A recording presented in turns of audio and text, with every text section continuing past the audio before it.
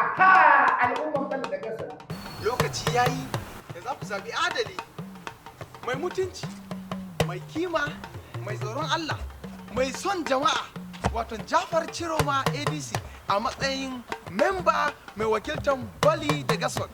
Baba, mama, matasa, yara, ɗaya da katin zaɓen ku dannawa PDP wato Jafar Ciroma ADC A matsayin ɗan majalisar tarayya ta Bali da Gasol. Zabinmu shi ne Honorable Jafaru ABC. Idan kuka zaɓi ADC, za mu samu wuta, za a samu ruwa, za a samu gyaran asibitai, za a samu gyaran makarantu wato renovation, za mu samu scholarship wato na makarantu, za mu samu ayyuka wato ga matasa da dama wanda suke nema.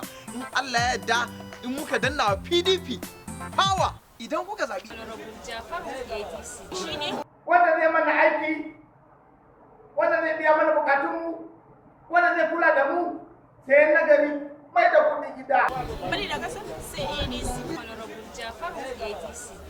idan muka zaɓi ADC, ci gaba da muka daɗe muke bukata a ƙaramar hukumar Bali da Gasol, insha Allah za mu same ta 100%, saboda Jafar Ciroma ADC mutumi ne mai yi, mutumi ne mai zuciyar jama'a, mutumi ne wanda yake da kima, kuma mutumi ne wanda al'umma sun shaide shi da sanin gaskiya. Ya yi aiki a wurare daban-daban, ya dawo yake so ya wakilci jama'ansa na Bali da Gasol. Saboda haka matasa, lokaci yayi mu zaɓi ADC a PDP Bali da Gasol a matsayin memba. Bali da Gasol ta kace, yeho! PDP